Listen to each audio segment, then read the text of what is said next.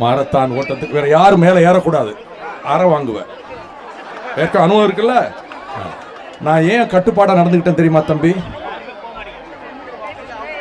நான் ஏன் கட்டுப்பாடாக நடந்துக்கிட்டேன் தெரியுமா? நீங்கள் ஒருவர் கீழே விழுந்தாலும் 10-15 பேர் உயிர் போயிடும். பல இடங்களில் பத்திரிகைகள் படிக்கிற ஸ்டாம்பீடில் கோயிலில் அங்கே எங்கே 20 பேர் 30 பேர் இறந்துட்டாங்கன்னு. 50,000 பேர் வர இடத்துல ஒரு பையன் கீழே விழுந்தாலும் அடுத்தடுத்து மேலே விடும்போது 10-20 பேர் உயிர் போயிடும். இது புரியாம பல பேர் வேடிக்கை பார்க்க உள்ள அந்த நீங்க ஓடுற ட்ராக்குக்குள்ள வந்தாங்க. எங்க சத்யா இவங்கெல்லாம் சொல்லி ஒன்றும் எடுபடலை. அதெல்லாம் எடுபடாது.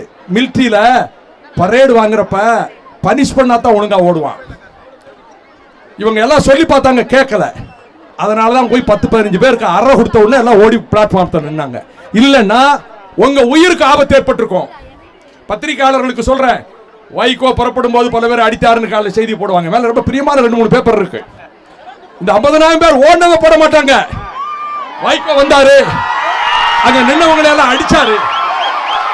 ஏன் அடிச்சாரு? இது ஏன் பிள்ளைங்க, ஏன் பிள்ளைங்க, என் பேர பிள்ளைங்க.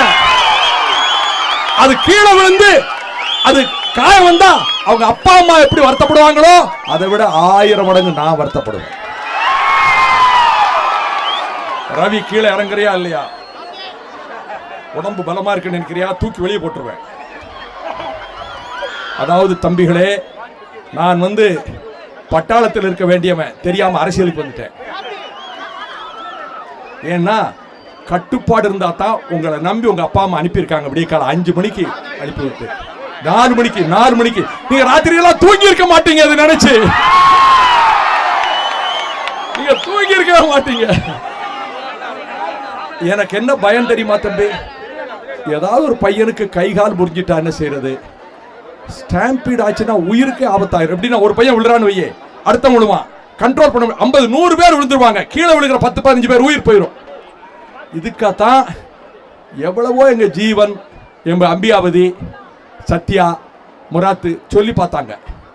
ஒன்னும் எடுபடலை, யாரும் கேட்கல. இவங்க சொன்னா எப்படி கேட்பாங்க? நான் தான் இறங்கி போனேன், அடித்து தூக்கி வெளியே போட்டேன். 10 பேர் காரை விழுந்த உடனே 200 பேர் பிளாட்பாரத்தை ஒழுங்கா ஏறிட்டான். அதனால அடி உதவுற மாதிரி சில வேளையில அண்ணன் தம்பி உதவ மாட்டான்னு பட்டிக்காட்டுல பழமொழி சொல்லி வச்சிருக்கோம். நல்லதுக்கு தான் அடிக்கணும், சண்டை போட்டு கிடக்கூடாது. நீங்க எல்லாம் என் பேர பிள்ளைய மாதிரி இருக்கீங்க. உங்களோட நான் ஸ்போர்ட்ஸ் மேன், நான் college volleyball player. I represented my college in basketball. நான் பாஸ்கெட்பால் அண்ட் வாலிபால் பிளேயர். 60 வயசுல ஜெயில்ல 3 மணி நேரம் காலையில வெயில்ல விளையாடுவேன் வாலிபால். 3 hours. யங்ஸ்டர்ஸ் எல்லாம் டயர்ட் ஆகி உட்கார்ந்துருவாங்க. நான் 3 மணி நேரம் கண்டினியூஸா வாலிபால் விளையாடுவேன். நீங்க உங்களை வச்சுதான்ப்பா, யாரும் அரசியல் பக்கமே வந்துடாதீங்க. இதுல கட்சி குடியே கிடையாது, பாத்துக்கோ. மதிமுகவுக்கு உங்களை கூப்பிடல, எந்த கட்சிக்கு போகாதீங்க. அரசியலே வேண்டாம். என்ன நான் சொல்றத கொஞ்சம் கேளுங்க, கொஞ்ச நேரம். சும்மா இருக்கீங்களாப்பா? நீங்க சும்மா இருக்கீங்களா? உங்களையும் தூக்கி போடணுமா?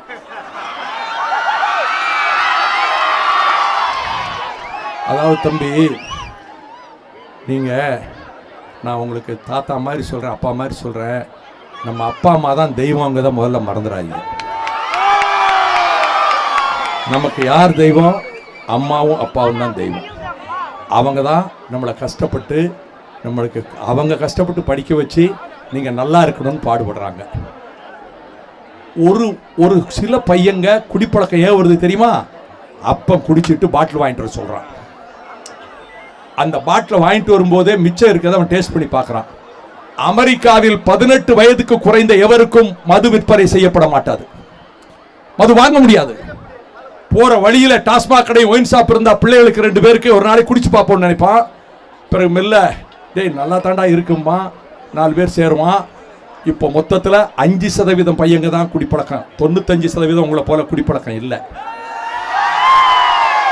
இந்த 5% 50% ஆயிடக்கூடாதுன்னு பயப்படுறேன். ஏன் தெரியுமா தம்பி?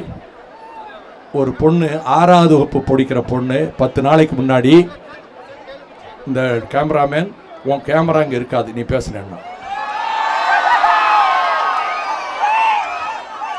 ஒரு 6வது வகுப்பு பொண்ணு பள்ளிக்கூடத்துக்கு போயிட்டு பரீட்சை எழுதிட்டு சைக்கிளில் திரும்பி வருது. ராத்திரி வீட்டுக்கு வரல. அப்பா அம்மா ராத்திரியெல்லாம் தேடி போலீஸில் போய் புகார் சொல்கிறாங்க. காலையில் தேடினா ரோடு ஓரத்தில் இருக்கக்கூடிய ஒரு தோப்புக்குள்ள அந்த பொண்ணு கண்ணு கட்டப்பட்டு, கை கட்டப்பட்டு, கால் கட்டப்பட்டு, வாய் கட்டப்பட்டு கொலை செய்யப்பட்டு கிடக்கிறான். பக்கத்தில் மது பாட்டில் கிடக்குது. போலீஸார் கடுமையாக விசாரிக்கிறாங்க. ரொம்ப வருத்தப்படுறேன் தம்பி, அதே பள்ளிக்கூடத்தில் 10வது வகுப்பு படிக்கிற ஒரு பையன் இந்த பொண்ணை நம்ம இந்த குறுக்கு பாதையில் போனால் சீக்கிரமாக ஊருக்கு போயிடலான்னு சொல்லி அழைச்சிட்டு வந்து அவளை அடித்து கையை கட்டி வாயை பொத்தி நாசம் பண்ணியிருக்காண்டா. அவன் வாழ்க்கையும் போச்சுடா. அந்த பொண்ணு செத்து போயிடாடா. உன் தங்கச்சி உன் மகளா இருந்தா எப்படிடா இருக்கும்? நான் அவனுக்கு அந்த குடிப்பழக்கம் இருக்க போய் தானே இந்த பொண்ணு இப்படி பண்ணி அவனும் இப்போ அவன் வாழ்க்கையும் போச்சு இல்லை. அவன் எங்கே தலை காட்ட முடியும்? ரொம்ப வருத்தமாக இருக்கு. இன்னொன்று தெரியுமாப்பா, 3 வயசு குழந்தைப்பா. 10 நாளைக்கு முன்னாடி 3 வயசு குழந்தை. தெய்வம் இல்லையா? Child is the father of the man words சொன்னா. குழந்தை தெய்வம். இவன் என்ன பண்ணியிருக்கான், ஒரு பையன் 25 வயசு நல்லா குடிச்சிருக்கிறான். அந்த பிள்ளை வீட்டுக்கு முன்னாடி விளையாடிட்டு இருந்திருக்கு. 3 வயசு குழந்தை. சாக்லேட் தாரன்னு வீட்டுக்குள்ளே கூட்டி போய் கதவை பூட்டிட்டு இந்த 3 வயசு குழந்தை நாசம் பண்ணி கழுத்தை திருப்பி கொண்டு போட்டான். எந்த பொம்பளை பிள்ளைக்கு பாதுகாப்பு இருக்கு? நான் தாயகத்திலேருந்து ராத்திரி ஆஃபீஸ் விட்டு ராத்திரி 10 மணிக்கு போகும்போது யாராவது ஒரு பொண்ணு 2 வீலரில் போயிட்டு இருந்தா டிரைவர்கிட்ட சொல்வேன், இந்த பொண்ணு 10:30 வீட்டுக்கு போகணுமே, 4 பேர் குடிச்சிட்டு வந்து பைக்லேயோ கார்லேயோ வந்து இந்த பொண்ணை இது பண்ணுவாங்களே, பயமாக இருக்க, இந்த பொண்ணு பத்திரமா வீட்டுக்கு போயிருமான்னு நினச்சிக்கிட்டே போவேன். யார் பொண்ணா இருந்தப்பா? எல்லாம் நான் இந்த மண்ணில் பிறந்தப்பா. எல்லாரும் எனக்கு பிள்ளைகள் பேர பிள்ளைகளா தப்பா நினைக்கிறேன்.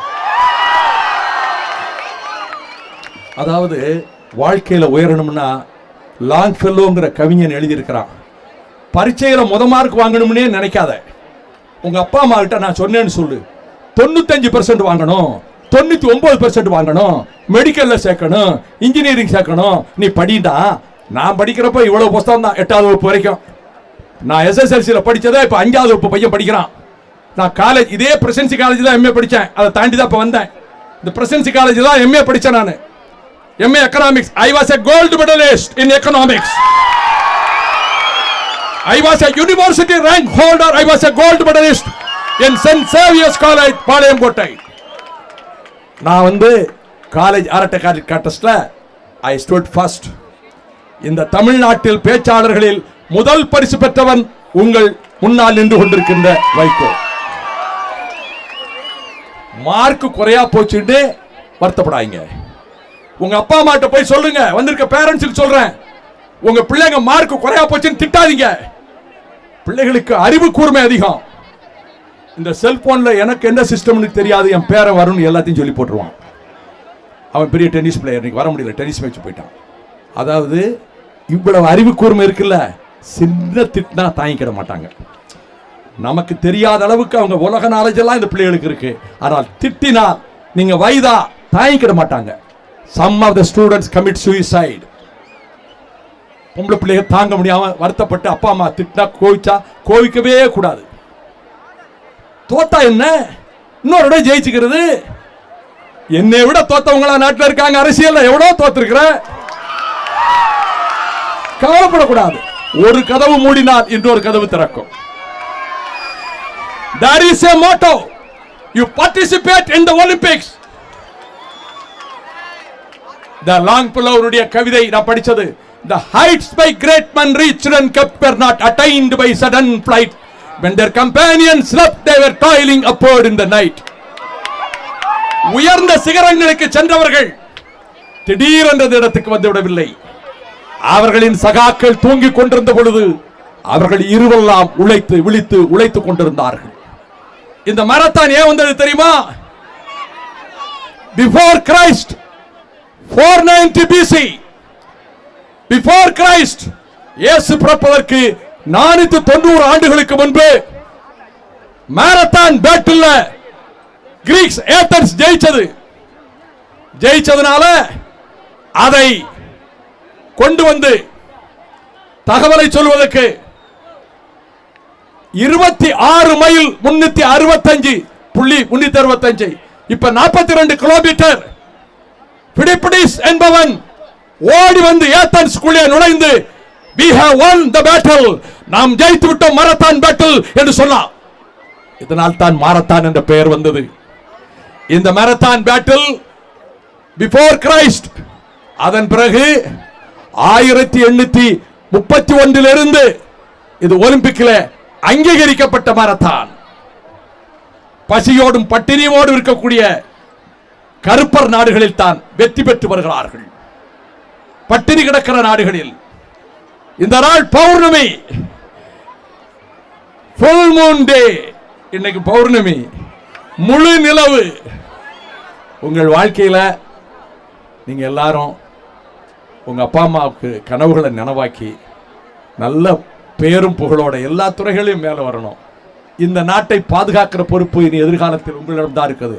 எனக்கெல்லாம் அட் தி மோஸ்ட் இன்னொரு 10-15 வருஷம் இருப்பேன் மேக்சிமம். உங்க காலம் இன்னும் நிறைய இருக்கு. உங்களை பற்றிய கவலையில் தான் நான் இந்த மது நம்ம நாட்டை அழிக்குது, ஒழுக்கத்தை கெடுக்குது, வருமானத்தை கெடுக்குது. எத்தனை பெண்கள் கண்ணீர், நான் நடைபயணம் மது எதிர்த்து 3000 கிலோமீட்டர் நடந்தேன். தாய்மார்கள், ஏழை தாய்மார்கள் கண்ணீரும் கம்பளையுமா ஐயா இந்த சாராய கடையை மூடுங்கய்யா, என் பிள்ளையும் கெட்டு போவாயா, புருஷன் குடிச்சு போட்டு அடிக்கிறாயா, சம்பாதிச்செல்லாம் அவங்களுடைய கடையில் போடுறாயா. நான் அந்த குடிக்கிறவனை கூப்பிட்டு கேட்டேன், எப்பா குடியை நிறுத்திருன்னு. 2 பேர் சொல்றான், அண்ணன் மதுவை ஒழிக்க சொன்னாரு, குடிச்சே ஒழிக்கணும் நான் முடிவு பண்ணிட்டேன். மது ஒழிக்க சொன்னார்ல, கூட 2 பாட்டில் சாப்பிட்டு மதுவை குடித்தே ஒழிச்சிடறன்னு கொஞ்சம் பேர் கிளம்பிட்டான். இன்னொருத்தன் சொல்றான், அண்ணே கடை இருக்க போய் தானே நான் குடிக்க போறேன், குடிக்க கூடாதுன்னு நினைக்கிறேன்.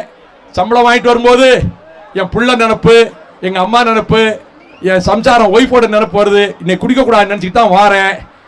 அப்படியே கடையை பார்க்க கூடாதுன்னு தான் வாரேன்.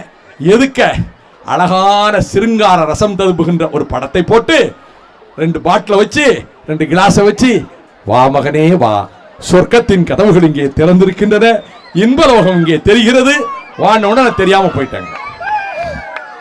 இதை ஒழிப்பதற்கு பிள்ளைகளை நல்லா படிங்க. ஜாதிகள் இல்லையடி பாப்பா, குல தாழ்ச்சி உயர்த்தி சொல்லல் பாவம் என்றார்.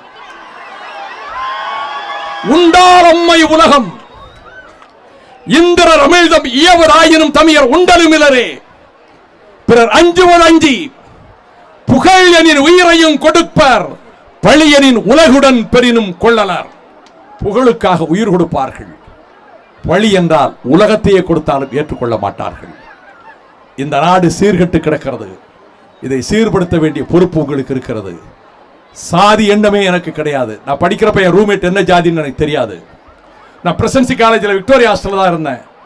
எங்கள் ஹாஸ்டலில் என் ரூம்மேட் என்ன ஜாதின்னு தெரியாது. இப்பொழுது நான் ரொம்ப இருதயத்தை ஈட்டி வச்சு குத்துது. இந்த பிரசிடென்சி காலேஜில் அருவாளும் ஈட்டி வச்சு சண்டை போடுறாங்க பையங்க.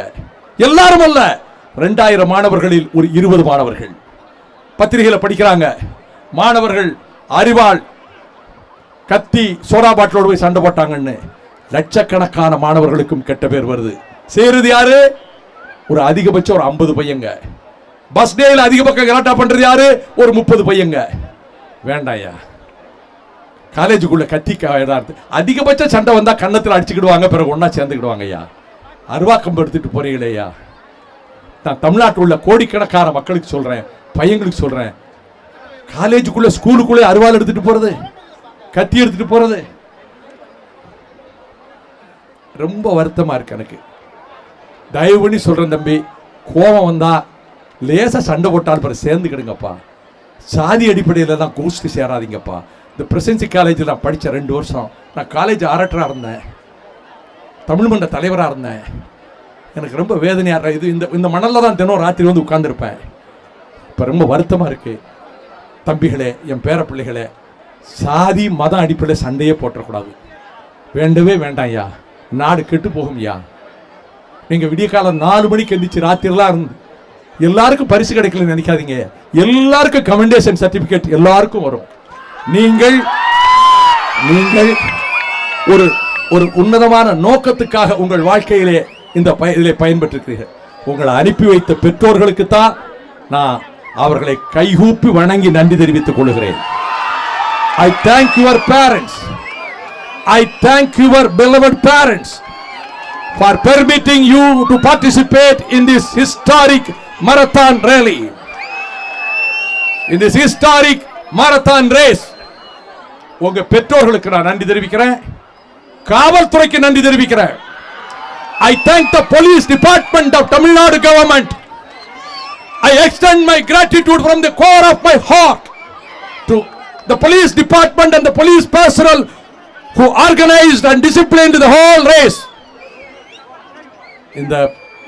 இந்த ரேஸை வெற்றிகரமாக நடத்திய தம்பி ஈஸ்வரனுக்கு, மறுமலர்ச்சி திராவிட முன்னேற்ற கழகத்தினுடைய பங்கேற்று இருக்கக்கூடிய முன்னணியினர் பொருளாளர் மாசிலாமணி, உயர்நிலைக்குழு உறுப்பினர் துணை பொதுச் செயலாளர் மல்லை சத்யா, உயர்நிலைக்குழு உறுப்பினர்கள் இமயம் ஜெபராஜ், தேவதாஸ், DRR செங்குட்டுவன், இதை அமைத்து தந்த மாவீரன் தென் சென்னை மாவட்ட செயலாளர் மணிமாறன், ஒழுங்குபடுத்தி கொடுத்த மத்திய சென்னை மாவட்ட செயலாளர் அம்பிகாபதி, தொண்டர்படையை வகுத்து தந்த தம்பி ஜீவன், தொண்டர்படை தம்பிமார்கள், பேரெல்லாம் சொல்ல நினைக்கூடாது.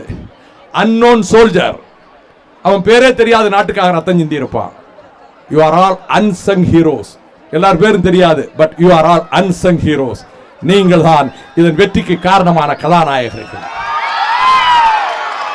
எனக்கு நான் I am so emotional, I could not express my words. I could not express my sentiments and feelings in words. நான் வார்த்தைகளால் சொல்ல முடியாத அளவுக்கு உங்களுடைய இத்தனை ஆயிரம் பேர் ஒரு காயம் இல்லாம படுத்ததுக்கு இயற்கை தாயின் கருணைக்கு நான் நன்றி தெரிவிக்கிறேன். கடவுள் நம்பிக்கை உள்ளவர்கள் ஆண்டவனுக்கு நன்றி தெரிவிப்பார்கள். இன்று நபிகள் நாயகம் ஸல்லல்லாஹு அலைஹி வஸல்லம் அவர்களினுடைய பிறந்த நாள் என்பதும் எனக்கு மகிழ்ச்சியாக நினைவுக்கு இருக்கின்றது. Those who pray Jesus, those who pray in the churches, those who worship in the temples, those who worship in the mosques, I extend my thanks to all of them. கோவில்களிலே பூசை செய்கின்றவர்கள், தேவாலயங்களிலே ஜெபிக்கின்றவர்கள், மசூதிகளிலே தொழுகை நடத்துகின்றவர்கள், பகுத்தறிவு கொள்கையிலே நம்பிக்கை உடையவர்கள் அனைவருக்கும், எல்லா மத நம்பிக்கைகளுக்கும் சம இடம் கொடுத்து உங்கள் எல்லோருக்கும் இந்த கடற்கரை உலகத்திலே இதை போன்ற அழகான கடற்கரை உலகத்திலே மியாமி பீச் இது கிட்டத்தில் வராது. இந்த கடற்கரைக்கு நிகரானது உலகத்தில் எந்த கடற்கரையும் கிடையாது. இந்த கடல் அமைதியாக இருக்கிறது. இயற்கையை சீண்டக்கூடாது, இயற்கை சுற்று என்விரான்மெண்ட்டை ஸ்பாயில் பண்ணக்கூடாது. ரொம்ப நேரம் பேசினா வாத்தியாரே இவ்வளவு நேரம் பேச மாட்டார், இவர் என்னடா நீ பேசி. அதனால தேங்க்யூ வெரி மச், மிக்க நன்றி.